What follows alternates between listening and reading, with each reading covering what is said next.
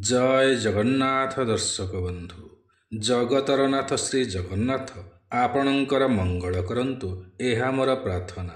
प्रिय दर्शक बंधु 27/12 अर्थात रेवती नक्षत्र ओ मीन राशि एही राशिर अधिपति ग्रह हेउछन्ति देवगुरु बृहस्पति एवं एही नक्षत्रर अधिपति ग्रह हेउछन्ति बुध ग्रह। एणु एही राशिर व्यक्ति माने बुध महादशारे जन्म होइथान्ति बा एमानंकर जन्म समय को बुध महादशा किछि बाकी रहिथाए एवं एही राशिर व्यक्ति मानंक उपरे बुध ओ गुरुंकर प्रभाव सारा जीवन रहिथाए। एमाने चतुष्पदी होइथान्ति, गुरु क्षेत्री होइथान्ति ओ देवगणर होइथान्ति, बुद्धिमान होइथान्ति। एमानंकर व्यक्तित्व बहुत ही भल होइथाए। एमानंकर मन एकदम सफा होइथाए बा एमाने निर्मल हृदयर व्यक्ति होइथान्ति। स्वास्थ्य हानि ओ मानसिक चिंता सर्वदा एमानंकर लागी रहिथाए। निजर परंपरा को एमाने बहुत ही भल पाइथान्ति। एमाने बहुत इमोशनाल होइथान्ति। एमानंकर हृदय बहुत कोमल होइथाए। एमाने लोकमानंकु साहाय्य ओ सहयोग करिथान्ति। कठिन परिश्रमी होइथान्ति। बहु खर्ची मध्य होइथान्ति। भ्रमण प्रिय होइथान्ति। किणाकिणी करिबाकु भल पाइथान्ति। निज घर को सुंदर भावरे सजाइबाकु मध्य बहुत भल पाइथान्ति। एथिपाई आय अनुसारे खर्च अधिक करिथान्ति। निज परिवार को एमाने बहुत ही भल पाइथान्ति। एमाने भल कलाकारटिए होइथान्ति। एमाने जीवन रे जदि भगवान श्रीहरि विष्णु को पूजा आराधना करन्ति तेबे जीवन रे बहुत सफलता ओ उन्नति प्राप्ति करिथान्ति एवं गणेश भगवान को मध्य आराधना करि परिबे ओ दुब घास अर्पण करी पूजा करि परिबे। एहा द्वारा जीवनर समस्त रिष्ट खंडन होइथाए। बुध ग्रह एमानंकर मजबूत होइथाए। निजर स्ट्रगल लाइफ सक्सेस लाइफ रे परिणत होई जाए। एही राशिर व्यक्ति माने निज जीवन रे बहुत धन संपत्ति रोजगार करि परंती। एमाने स्वाधीनता को बहुत भल पाइथान्ति। काहारी अधीन रे रही कार्य करिबाकु एमाने पसंद करंती नाही। अन्य मानंकर जीवन रे घटुथिबा कथारे एमाने मुंड पुरांती नाही। काहारी लाइफ रे एमाने दखल दियंती नाही। एमाने निजको निज काम को ओ निज जीवन को नहीं सर्वदा मशगुल रहिथान्ति। एमाने क्षण कोपी होइथान्ति। काहारी उपरे आगतुरा रागंती नाही किंतु थरे रागिगले छाड़ंती नाही। नागसाप सदृश व्यक्ति होइथान्ति।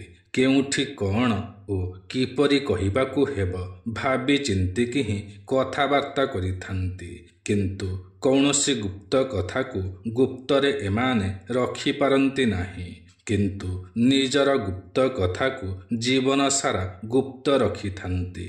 मन चाहुथिबा कथा को हासिल करि पारंती अर्थात केउठी काहाकु किपरि कौन कहिबाकु हेब एमाने बहुत भल भावरे जानिथान्ति।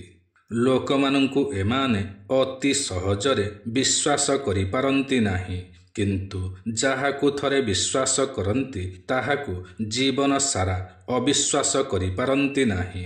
जे पर्यंत एमाने कौनसी ठोस प्रमाण पाई नाहान्ति एणु एमाने लोकमानंकु देखि परखि विश्वास करिथान्ति। एमाने पुरुणा परंपरा को बदलाइबाकु पसंद करन्ति नाही। पुरुणा संस्कृति पुरुणा परंपरा को एमाने जाबुड़ी धरिथान्ति। बड़ धार्मिक होइथान्ति। बेले बेले समय अनुसारे बदली जिबाकु इच्छा करिथान्ति किंतु सेतेटा निजको बदलाई पारंती नाही।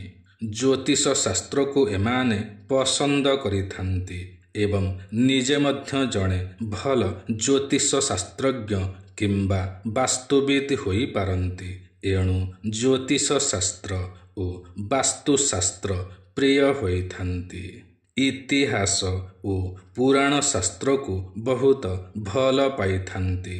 ଏମାନେ ପରିସ୍ଥିତି ଅନୁସାରେ ନିଜକୁ ଖାପେ ଖୁଆଇ ଚଳିବାକୁ ପସନ୍ଦ କରିଥାନ୍ତି। ଯଦି ଆପଣଙ୍କର ଜାତକରେ ବୃହସ୍ପତି ଓ ବୁଧ ଉଚ୍ଚରେ ରହିଥାନ୍ତି ତେବେ ଆପଣ ବହୁତ ଧନୀ, ଜ୍ଞାନୀ, ଦୂରଦ୍ରଷ୍ଟା ହୋଇଥାନ୍ତି। ସମାଜରେ ବା ସୋସାଇଟିରେ ଏମାନଙ୍କର ଭଲ ଇମେଜ ରହିଥାଏ।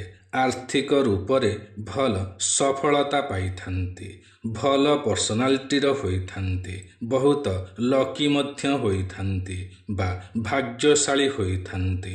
ଏମାନେ ପଶୁପ୍ରିୟ ହୋଇଥାନ୍ତି। ପରିବାରର ସୁଖ ଓ ଆରାମର ଆବଶ୍ୟକତାକୁ ପୂରଣ କରିଥାନ୍ତି। ଭଲ ବ୍ୟବସାୟୀଟିଏ ମଧ୍ୟ ହୋଇପାରନ୍ତି। ବୈବାହିକ ଜୀବନ ପ୍ରାୟତଃ ଠିକ୍ଠାକ୍ ହୋଇଥାଏ। ସର୍ବଦା ଏମାନେ ପଜିଟିଭ୍ ରହିଥାନ୍ତି। ଯେଉଁ କାର୍ଯ୍ୟରେ ଶୀଘ୍ର ସଫଳତା ପ୍ରାପ୍ତି ହୋଇଥାଏ ସେହି କାର୍ଯ୍ୟ କରିବାକୁ ଏମାନେ ପସନ୍ଦ କରିଥାନ୍ତି। ଏମାନେ ନରମ ହୃଦୟର ହୋଇଥାନ୍ତି ଓ ଦୟାଳୁ ସ୍ୱଭାବର ହୋଇଥାନ୍ତି। ଅନ୍ୟମାନଙ୍କୁ ସାହାଯ୍ୟ ଓ ସହଯୋଗ କରିବା ପାଇଁ ସର୍ବଦା ପ୍ରସ୍ତୁତ ରହିଥାନ୍ତି। ସ୍ୱପ୍ନ ଦେଖିବାକୁ ଏମାନେ ବହୁତ ଭଲ ପାଇଥାନ୍ତି। ଯେପରିକି ଆଜି ମୁଁ ଏମିତି ରହିଛି, କାଲି ମୁଁ ନିଶ୍ଚୟ ଏକ ବଡ଼ଲୋକ ହୋଇଯିବି। ଏହି କାମ କରିକି ବଡ଼ଲୋକ ହୋଇଯିବି, ସମାଜରେ ନାଁ କରିବି। ଏହି ପ୍ରକାରର ସ୍ୱପ୍ନ ଏମାନେ ସର୍ବଦା ଦେଖିଥାନ୍ତି। ଏହି ରାଶିର ବ୍ୟକ୍ତିମାନେ ସୁନ୍ଦର ହୋଇଥାନ୍ତି। ବଡ଼ ମୁଣ୍ଡ ହୋଇଥାଏ। ଆରମ୍ଭବନ୍ତ ହୋଇଥାନ୍ତି ବା ପ୍ରତ୍ୟେକ କାର୍ଯ୍ୟରେ ଏମାନେ ଆଗତୁରା ହୋଇଥାନ୍ତି। ଦୟାଶୀଳ ହୋଇଥାନ୍ତି। ଭାଗ୍ୟବନ୍ତ ହୋଇଥାନ୍ତି। ଶ୍ରୀମନ୍ତ ହୋଇଥାନ୍ତି।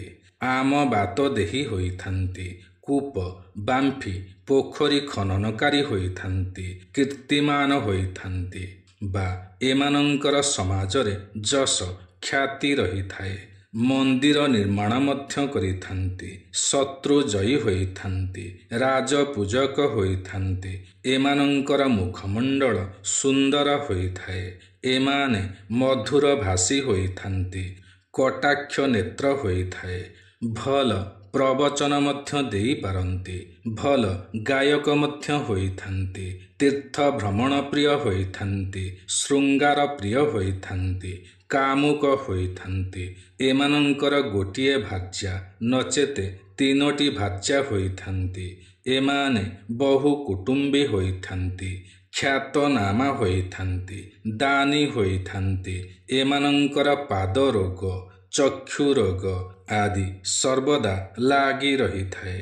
ଏମାନେ ସୂଚିମନ୍ତ ହୋଇଥାନ୍ତି। ଏମାନଙ୍କର ବହୁ ମିତ୍ର ହୋଇଥାନ୍ତି। ପରସ୍ତ୍ରୀଗାମୀ ହୋଇଥାନ୍ତି।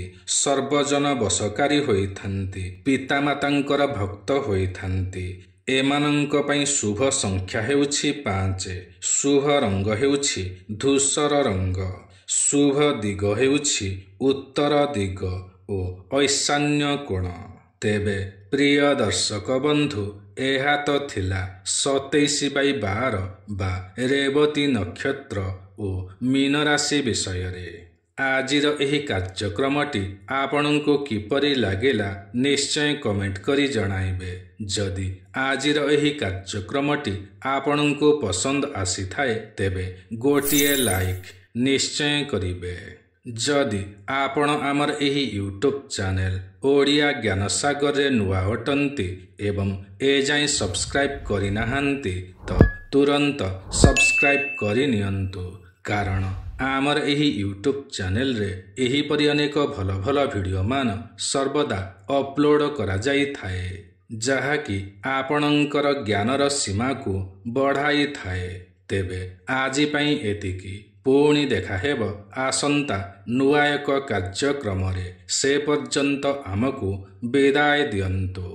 ଜୟ ଜଗନ୍ନାଥ ଦର୍ଶକ ବନ୍ଧୁ।